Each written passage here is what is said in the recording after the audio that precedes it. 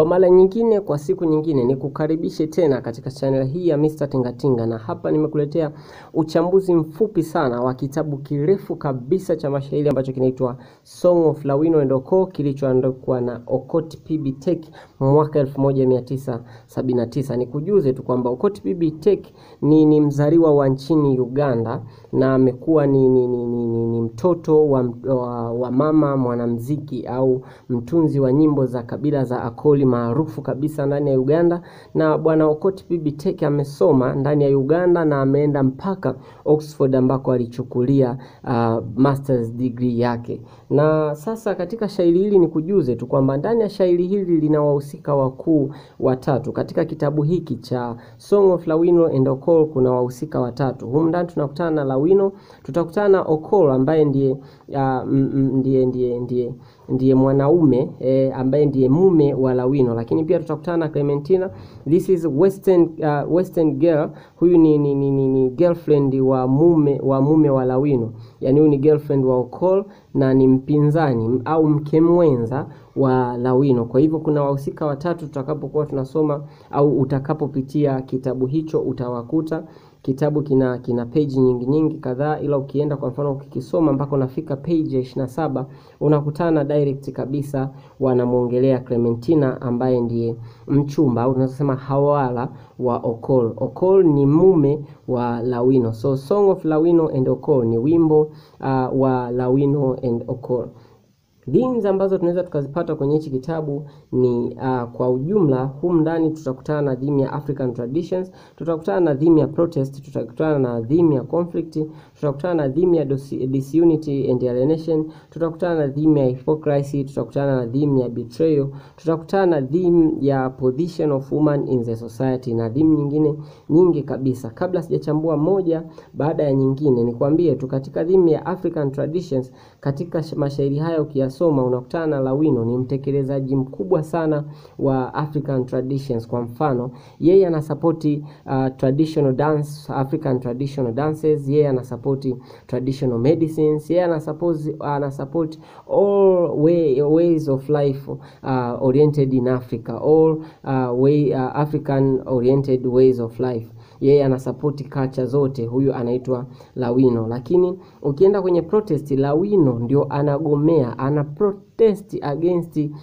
western culture, invasion of western culture in her country. Yeye ndo ana protest dhidi ya ile western culture. Kwa mfano ukiingia kwenye kitabu ana oppose dancing style ambayo watu wanakuwa zero distance, anasema wanaambukizana hata magonjwa, na anakataza au ana protest against kujiremba sana, kwamba mwanamke anakuwa sio mwajibikaji vya kutosha atakapojiremba. Kwa hivyo katika swala la protest tutaona Lawino ana protest against western culture. Ukiingia kwenye hichi kitabu utakutana na conflict between Lawino and Ocol. Wanagombana kwa sababu ya usaliti alionao Ocol dhidi ya African culture, lakini utakutana na matatizo mengi ya Ocol ambayo ni kukosa uwajibikaji kama mme au kama kichwa cha familia. Kuna migogoro mingi tutakutana nayo, ila mkubwa kabisa ni mgogoro wa Lawino dhidi ya mme wake.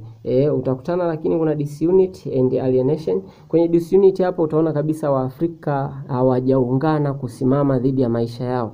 Utakuta pale western cultures zinapoingia, Waafrika hawashikamani kulinda culture zao, norms and ways of life.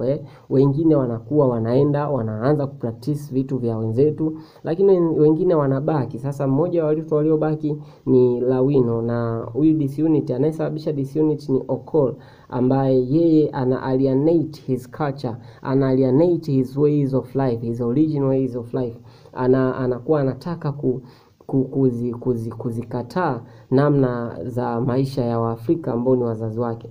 Lakini kuna hypocrisy tutaikuta kwa Lawino, ambaye atakuwa anasema sana western culture, lakini kuna muda anatamani kama na yeye angeweza. Lakini pia tutakutana na hypocrisy of Ocol, unafiki wake naye katika kukataa vitu ambavyo ndivyo vimemkuza na ndivyo vinamfanya awe vile alivyo. Katika kitabu hiki pia tutakutana na betrayal, ambapo Ocol amebetray, amesaliti African ways of life, na amesaliti pia familia na ndugu zake. Lakini tutakutana na position of woman, tutakutana na woman is a family carer, anakea familia. Unakutana na Lawino. Lawino ni hard worker na anakea familia yake.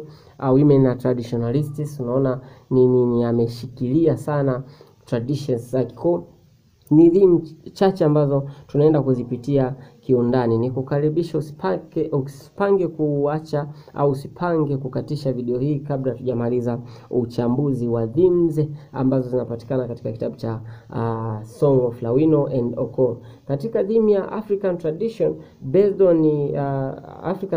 based on traditional beliefs, tukiegemea katika kuamini katika imani za Kiafrika, tunasema Lawino believes that when diseases such as smallpox attacks people, yani anaamini Lawino sasa kwamba kama kuna magonjwa, kwa mfano kama hata ugonjwa wa smallpox, the prayers and the sacrifice to the ancestors can help to eradicate the diseases. Kwa hivyo yeye anaamini kwamba tukifanya prayers kwa ancestors wetu, kwa wahenga wetu, watatusaidia tukitoa na sadaka. Hii inapatikana katika page ya 154 katika kitabu. Unakutana na the Ocol believe in the powers of ancestors, spirits and gods. Hili kabila la Bwana Okot Pibiteki, the Ocol, wao wanaamini katika nguvu za ancestors.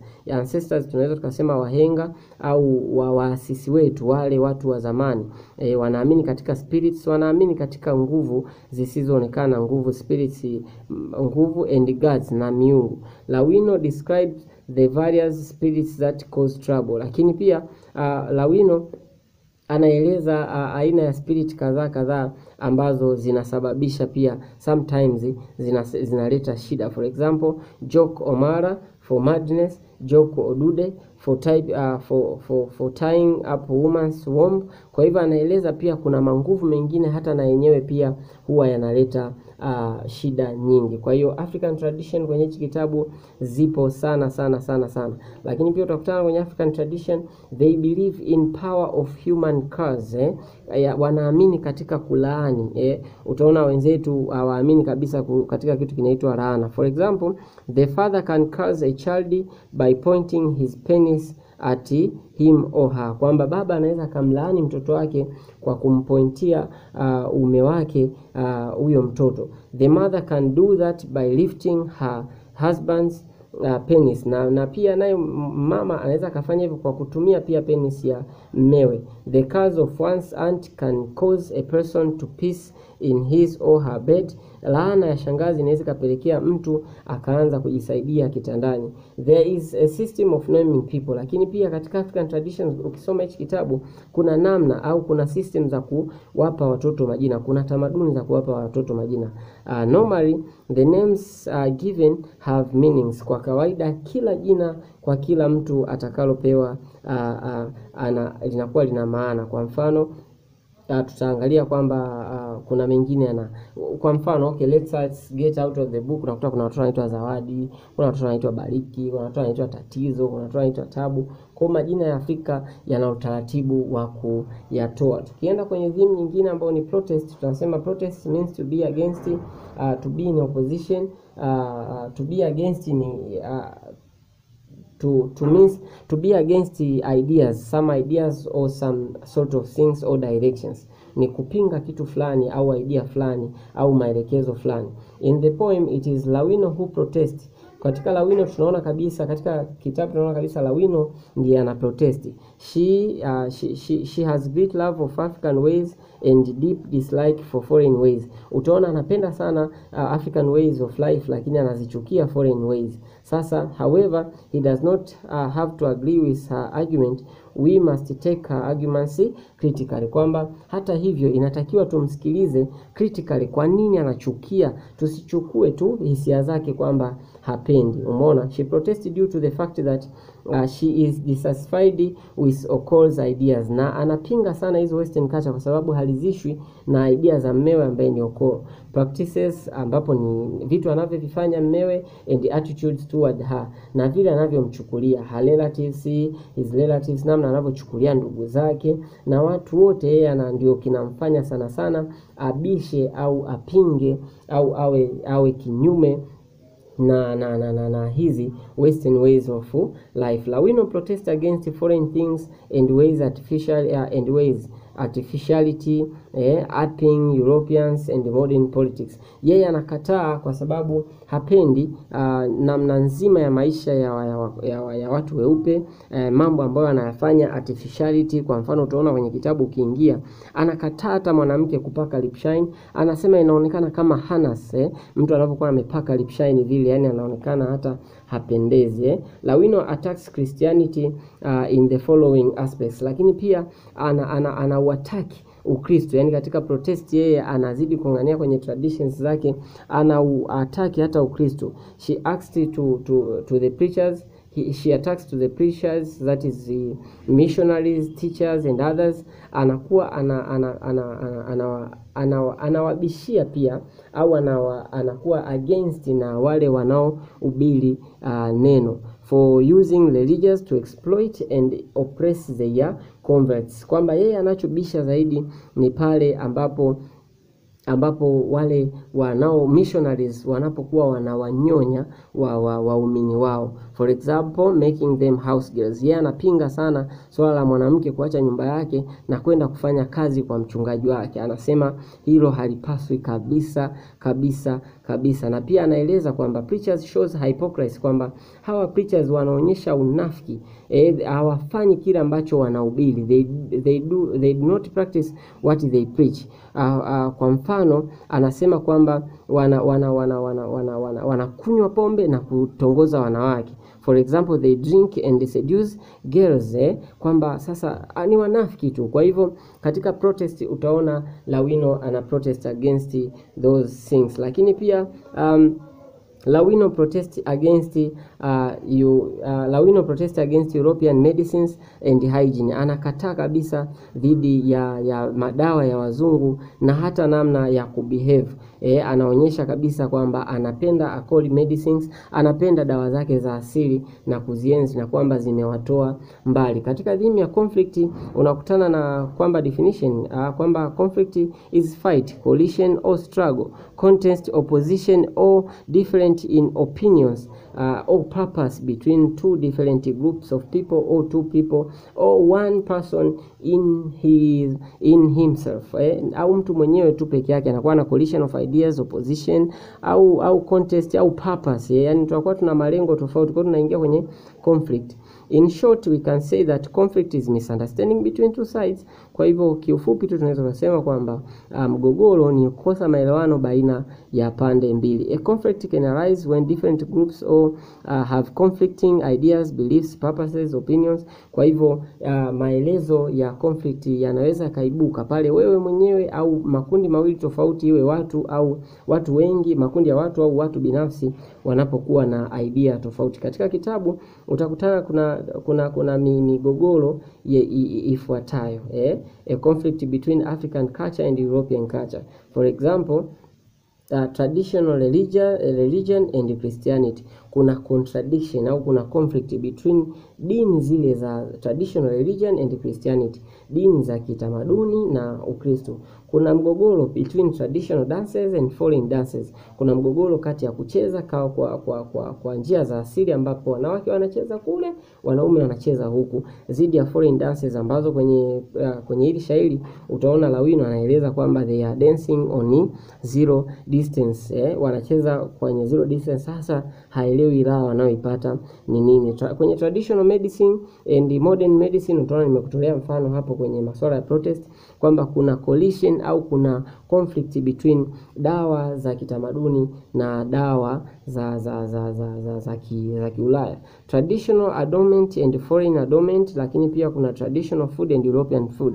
Utaona Ocol, mke wa Lawino, anasifia sana chakula cha nje na anakisema vibaya sana chakula cha Kiafrika. Sasa kuna conflict hapo. Katika conflict between people utaona kuna conflict between Ocol and Lawino, ambapo Ocol incites the despises her, and Lawino relatives that they are uneducated, pagan, primitive and superstitious. Utaona Ocol anamwambia mke wake, anamtukana mke wake na ndugu zake kwamba hawajasoma, ni wapagani, hawajastaarabika. Kwa hiyo utaona kabisa kwamba kuna mgogoro between Ocol and Lawino. Ocol yani mume wa Lawino na Lawino mwenyewe, lakini Lawino tunaona kwamba ana react kwa kuzisema vibaya European culture, lakini pia anasema kwamba zimeua wanaume, has killed Ocol's manhood, na anazilaumu sana kwa kumharibia mume wake. Lakini pia tuna Ocol dhidi ya his relatives, Ocol dhidi ya ndugu zake. Kuna mgogoro kwa sababu yeye anawaona kama dirty, wachafu, pagan, hawana dini, primitive, anaona kama hawajaendelea. For example, he is reluctant to welcome his relatives, including his own mother, to his home because he believes they are dirty and are burden to him. Kwa sababu anaogopa hata kualika ndugu zake, kuanzia mama yake nyumbani kwake, anaogopa kwamba ni wachafu na watakuwa mzigo kwake. Lakini pia kuna conflict between Lawino and Clementina. Huyu mchepuko wa Ocol, Clementina, yupo kwenye mgogoro pia na Lawino. Lawino and Clementina are in conflict for Ocol's love. Hawa wanagombaniana mpenzi. Clementina speaks to Lawino arrogantly. Utaona kwamba Clementina akikutana na Lawino anaongea naye kwa ukali, lakini Lawino despises Clementina for the letters artificiality and the arrogance. Lakini utaona kabisa Lawino baadaye naye akisha kwamba huyu Clementina akishaongea kwa lugha mbaya kwa Lawino naye anamtukana kuhusiana na artificiality. Kwa mfano, midomo yenyewe umepaka milipshine, upendezi, lidomo linaonekana kama hanas, anakuwa na abusive language, na anazidi kumtukana kuhusiana na his artificiality, kwamba kwa nini usibaki wewe kama wewe, unajiwekea mambo ya artificial. Lakini mgogoro wa mwisho ambao naweza nikakwambia, kuna conflict between political parties, between DP and UPC. Ocol na kaka yake wanagombaniana madaraka kwa ajili ya kujipatia mali. Utaona kabisa kwamba yani Ocol yuko DP alafu kaka yake yupo UPC. Sasa hata naye Lawino anatuambia kwamba haelewi wanachogombania ni nini, as long as nchi ni moja. Sasa kwa nini wasiungane wakajenga nchi moja? Kwa hiyo hawa jamaa ni wapigaji. Kuna issue ya disunity. Disunity katika kitabu inaonekana educated people like Ocol alienate themselves from African culture, wanajitenga katika culture ya Kiafrika. Kwenye masuala ya disunity and alienation, alienation ni kuabandon kitu fulani na disunity ni kujitenga. Kwa hiyo utaona wametengana, na pia wengine they have abandoned each others and their cultures. Okay, kwenye kitabu utaona other educated people they alienate themselves from fellows who are uneducated.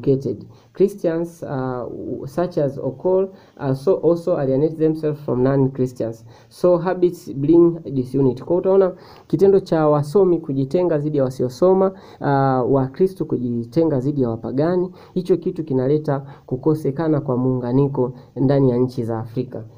Utaona kabisa kwamba, kwa mfano, for example, there is disunity. Kwa mfano utaona kwamba disunity among the peoples in the society inaonyeshwa kupitia chama cha DP na UPC kwenye kitabu kisoma. This situation leads to misunderstanding among people, therefore this is a factor which can hinder development of any society. Na watu watashindwa kuendelea ikiwa wanaendelea namna hii. Pia kwenye kitabu ukisoma kuna hypocrisy. Unaona kabisa kwamba people are falsely appears to be good but better while they are not. Lawino attacks hypocritical politicians. She blames Ocol, the leader of Democratic Party, and his brother who belong to the different party, Ugandan People's Party, that is UPC.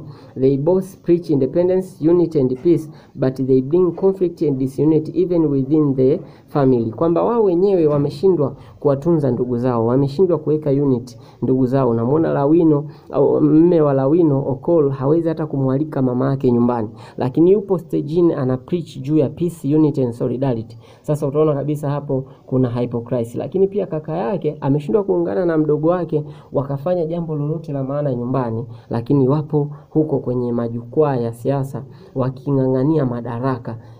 Kaka mtu akiwa UPC, mdogo mtu akiwa DC. Lakini kuna issue ya betrayal. Kwenye betrayal hapa tuwezi kuongea sana kwa sababu unaona watu kama Ocol wamesaliti their traditions, they have betrayed their relatives, even their parents for some luxurious things, for their hypocritical ideas. Na hivyo utaona kabisa Ocol amesomeshwa na wazazi wake, lakini he betrayed them after being educated. Lakini kuna position of woman kwamba the writer portrayed a woman in various positions in society. Firstly, woman is portrayed as oppressed, humiliated, alienated, exploited person in the society. Mwanamke ameonekana kama ni kiumbe ambaye oppressed, ananyanyaswa, humiliated, anateswa, alienated, ametengwa, exploited, ananyonywa katika jamii.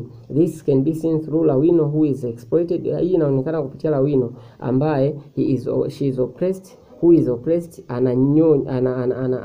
ananyanyaswa, he is humiliated, anafanywa ananyanyaswa, he is alienated, anatengwa na mume wake, and she is being exploited with her husband due to the belief that she is uncivilized, uneducated, static and unchanging. Lakini pia ananyonywa na mmewe kwa sababu licha ya kwamba wamejenga familia pamoja, lakini mmewe anakula matunda na mchepuko anaitwa Clementina, na akimwelekeza wazi wazi mkewe kwamba she is uneducated, static and unchanging. Umeona?